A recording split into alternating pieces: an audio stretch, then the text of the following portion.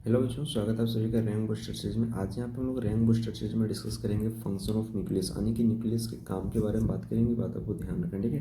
तो सबसे पहला पॉइंट हमें ध्यान रखना है कि nucleus control all the activity of cell, यानी कि सेल के अंदर जितने भी एक्टिविटीज होती है, जितने भी काम होते हैं, उसे कंट्रोल करने का काम जो है वो न्यूक्लियस करती है। बातों को ध्यान रखना, ठीक है। इसलिए न्यूक्लियस को सेल की ब्रेन कहते हैं। क्या कहते हैं? ब्रेन कहते हैं। बातों को ध्यान रखना है। जैसे हमारा ब्रेन हमारे पूरे बॉडी के फंक्शन को कंट्रोल करता है, इसी तरह से सेल के जितने भी फंक्शन होते हैं उसे न्यूक्लियस कंट्रोल करता है। इसलिए न्यूक्लियस को सेल की ब्रेन कहते हैं। बातों को ध्यान रखना है, क्लियर। अब अगर मैं न्यूक्लियस के बारे में बात करता हूँ तो न्यूक्लियस के अंदर क्रोमेटिन पाया जाता है और क्रोमेटिन के अंदर डीएनए पाया जाता है। और DNA act as genetic material, यानी कि जो डीएनए होती है वो जेनेटिक मटेरियल की तरह काम करती है। बातों को ध्यान रखना, ठीक है। और जेनेटिक मटेरियल हम लोग उसे कहते हैं जो माता पिता के कैरेक्टर को बच्चों में लेकर जाता है, उसे हम लोग क्या कहते हैं? जेनेटिक मटेरियल कहते हैं। बातों को ध्यान रखना है, क्लियर है। जेनेटिक मटेरियल को हम लोग हेरिडिटरी मटेरियल भी कहते हैं। बात आपको ध्यान रखना है, क्लियर है। 2.2 metre long DNA present in human cell. अगर हम एक ह्यूमन सेल के बारे में बात करता हूँ तो एक ह्यूमन सेल के अंदर 2.2 मीटर लॉन्ग डीएनए पाए जाते हैं। बात आपको ध्यान रखना है, क्लियर है। और ये 2.2 metre long DNA form 46 chromosome, यानी कि ये जो 2.2 मीटर लॉन्ग डीएनए होती है वो 46 क्रोमोजोम को बनाती है। और 46 क्रोमोजोम को हम लोग 2n से रिप्रेजेंट करते हैं और 2n को हम लोग डिप्लॉयड कहते हैं। क्या कहते हैं? डिप्लॉयड कहते हैं। बात आपको ध्यान रखना, ठीक है। तो यहाँ से आपसे पूछा जाएगा कि ह्यूमन सेल के अंदर डिप्लॉयड क्रोमोजोम कितने होते हैं? तो 46 क्रोमोजोम होते हैं। ह्यूमन सेल के अंदर 2n का मतलब कितने क्रोमोजोम होते हैं? तो 46 क्रोमोजोम होते हैं। ये बात आपको ध्यान रखना है, क्लियर है। 46 क्रोमोजोम को हम लोग 23 पेयर ऑफ क्रोमोजोम भी कहते हैं। बात आपको ध्यान रखना है, क्लियर है। जिसमें से 23 क्रोमोजोम पापा से मिलता है और 23 क्रोमोजोम जो होती है वो मम्मी से मिलती है। और ये दोनों क्रोमोजोम मिलकर आपस में 23 पेयर बनाते हैं। बात आपको ध्यान रखना है, क्लियर है।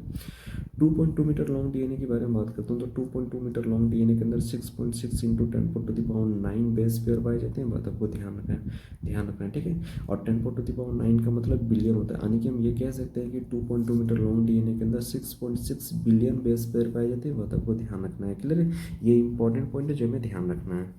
अब हम लोग बात करेंगे स्ट्रक्चर ऑफ क्रोमोजोम, यानी कि क्रोमोजोम के स्ट्रक्चर के बारे में बात करेंगे। बात आपको ध्यान रखना, ठीक है। तो अगर हम क्रोमोजोम के स्ट्रक्चर के बारे में बात करते हैं तो क्रोमोजोम के स्ट्रक्चर कुछ इस तरह से दिखाई देते हैं। ये बात आपको ध्यान रखना है, ठीक है।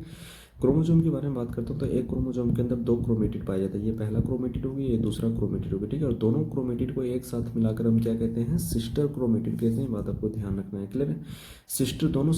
दोनों क्रोमेटिड, दोनों जो क्रोमेटिड है ये आपस में जुड़ी हुई होती है एक स्ट्रक्चर के द्वारा, जिसे हम लोग सेंट्रोमियर कहते हैं या प्राइमरी कॉन्स्ट्रिक्शन कहते हैं। यानी कि जो सेंट्रोमियर होती है वो क्या करती है? दोनों क्रोमेटिड को आपस में जोड़ने का काम करती है। बात आपको ध्यान रखना है, ठीक है। सेंट्रोमियर के ऊपर 2 डिस्क लाइक स्ट्रक्चर पाया जाता है, जिसे हम लोग क्या कहते हैं? काइनेटोकोर कहते हैं। बात आपको ध्यान रखना है, क्लियर है। क्रोमोजोम के बारे में बात करते हैं तो क्रोमोजोम को नॉर्मली हम लोग इस तरह से भी रिप्रेजेंट करते हैं, इस तरह से भी दिखाते हैं। बात आपको ध्यान रखना, ठीक है। क्रोमोजोम के दोनों जो स्ट्रक्चर है वो दोनों स्ट्रक्चर सही है। बात आपको ध्यान रखना, ठीक है। बट ये दोनों स्ट्रक्चर सेल के अलग अलग स्टेज पे पाए जाते हैं। अगर सेल एनाफेज स्टेज में होगा तो हमें क्रोमोजोम का ये स्ट्रक्चर देखने को मिलेगा, और अगर सेल मेटाफेज स्टेज में होगी तो हमें क्रोमोजोम का ये स्ट्रक्चर देखने को मिलेगा सेल के अंदर। ये बात आपको ध्यान रखना है, क्लियर है। On the basis of position of centromere chromosomes are of four types, यानी कि सेंट्रोमियर के पोजिशन के आधार पे जो क्रोमोजोम होती है वो 4 तरह की होती है। बात आपको ध्यान रखना, ठीक है। पहला मेटासेंटिक क्रोमोजोम, दूसरा सब मेटासेंटिक क्रोमोजोम, तीसरा एक्रोसेंटिक क्रोमोजोम, चौथा टीलोसेंटिक क्रोमोजोम, क्लियर है। यानी कि ये जो सेंट्रोमियर है ना, ये देखो, ये जो सेंट्रोमियर आपको दिखाई दे रहा है, इस सेंट्रोमियर का पोजीशन क्या है, इस आधार पे जो क्रोमोजोम होती है वो 4 तरह की होती है। बात आपको ध्यान रखना है कि पहला मेटासेंटिक क्रोमोसोम, दूसरा सब मेटासेंटिक क्रोमोसोम, तीसरा एक्रोसेंटिक क्रोमोसोम, चौथा टीलोसेंटिक क्रोमोसोम। ये बात आपको ध्यान रखना है, ठीक है। अब इन चारों को हम लोग एक एक करके डिटेल में डिस्कस करेंगे। बात आपको ध्यान रखना है, ठीक है। तो सबसे पहले हम लोग बात करेंगे मेटासेंटिक क्रोमोसोम के बारे में, ठीक है। तो मेटासेंटिक क्रोमोसोम के बारे में बात करते हैं तो मेटासेंटिक क्रोमोसोम में टोटल हमें 4 पॉइंट ध्यान रखना है। पहला, मेटासेंटिक क्रोमोसोम को जो आप देखोगे तो आपको इस तरह से दिखाई देगा, क्लियर है। मेटासेंटिक क्रोमोसोम में मिडिल सेंट्रोमियर होता है, यानी कि जो सेंट्रोमियर होती है वो बीच में होती है, और बीच में होने की वजह से क्रोमोसोम के यहाँ पे तो इक्वल आर्म बन जाते हैं, ठीक है। ये बात आपको ध्यान रखना है, ठीक है। तो मेटासेंटिक क्रोमोसोम में आपको क्या ध्यान रखना है कि मेटासेंटिक क्रोमोसोम को जो आप देखोगे तो आपको इस तरह से दिखाई देगा। और मेटासेंटिक क्रोमोसोम में मिडिल सेंट्रोमियर होता है, यानी कि सेंट्रोमियर जो होती है वो बीच में होती है, और बीच में होने की वजह से यहाँ पे क्रोमोसोम के दो इक्वल आर्म बनते हैं। बात आपको ध्यान रखना है, ठीक है। मेटासेंटिक क्रोमोसोम को जो आप देखोगे तो ये आपको भी शेप का दिखाई देगा। ये बात आपको ध्यान रखना है, क्लियर है। अगला है सब मेटासेंट्रिक क्रोमोसोम। ठीक है, सब मेटासेंट्रिक क्रोमोसोम के बारे में बात करता हूँ तो सब मेटासेंट्रिक क्रोमोसोम में अगेन हमें टोटल 4 पॉइंट ध्यान रखना है। पहला, सब मेटासेंट्रिक क्रोमोसोम को जो आप देखोगे तो आपको इस तरह से दिखाई देगा। ठीक है, पहला। दूसरा, सब मेटासेंट्रिक क्रोमोसोम में जो सेंट्रोमियर होती है वो स्लाइटली अवे फ्रॉम मिडिल, यानी कि बीच से थोड़ा सा अवे होता है, यानी कि थोड़ा सा दूर होता है, ये बात आपको ध्यान रखना। ठीक है, और जिस आर्म की तरफ होता है सेंट्रोमियर, जिस आर्म की तरफ होता है वो आर्म थोड़ा सा छोटा हो जाता है जिसे हम लोग शॉर्ट आर्म कहते हैं, और दूसरी तरफ वाली जो आर्म होती है वो थोड़ी सी बड़ी हो जाती है जिसे हम लोग लॉन्ग आर्म कहते हैं। ठीक है, शॉर्ट आर्म को हम लोग पी आर्म कहते हैं और लॉन्ग आर्म को हम लोग क्यू आर्म कहते हैं। क्लियर है। सब मेटासेंट्रिक क्रोमोसोम को जब आप माइक्रोस्कोप से देखोगे तो ये आपको एल शेप का दिखाई देगा, जहाँ पे आपको 2 आर्म दिखाई दे रहा है, एक छोटा वाला छोटा आर्म और एक बड़ा आर्म है, ये बात आपको ध्यान रखना है। क्लियर है। तीसरा है एक्रोसेंट्रिक क्रोमोसोम। एक्रोसेंट्रिक क्रोमोसोम के बारे में बात करता हूँ तो एक्रोसेंट्रिक क्रोमोसोम में अगेन हमें टोटल 4 पॉइंट ध्यान रखना है। पहला, एक्रोसेंट्रिक क्रोमोसोम को जो आप देखोगे तो आपको इस तरह से दिखाई देगा। एक्रोसेंट्रिक क्रोमोसोम में centromere is close to one end, यानी कि जो सेंट्रोमियर होती है वो एक एंड के क्लोज होती है, और जिस एंड के क्लोज होती है वो आर्म बहुत छोटी हो जाती है जिसे हम लोग वेरी शॉर्ट आर्म कहते हैं, और दूसरी तरफ वाली जो आर्म होती है वो लंबी हो जाती है जिसे हम लोग वेरी लॉन्ग आर्म कहते हैं। बात आपको ध्यान रखना। ठीक है, एक्रोसेंट्रिक क्रोमोसोम को जो आप माइक्रोस्कोप से देखोगे तो ये आपको जे शेप का दिखाई देगा, ये बात आपको ध्यान रखना है। क्लियर है। अगला है टीलोसेंट्रिक क्रोमोसोम। टीलोसेंट्रिक क्रोमोसोम के बारे में बात करता हूँ तो टीलोसेंट्रिक क्रोमोसोम में हमें टोटल 3 पॉइंट ध्यान रखना है। पहला, टीलोसेंट्रिक क्रोमोसोम को जो आप देखोगे तो आपको कुछ इस तरह से दिखाई देगा। टीलोसेंट्रिक क्रोमोसोम में टर्मिनल सेंट्रोमियर होता है, यानी कि जो सेंट्रोमियर होती है वो टिप पे पाया जाता है, और टिप पे होने की वजह से ये जब इसे आप माइक्रोस्कोप से देखोगे तो ये आपको आई शेप का दिखाई देगा, ये बात आपको ध्यान रखना है। क्लियर है।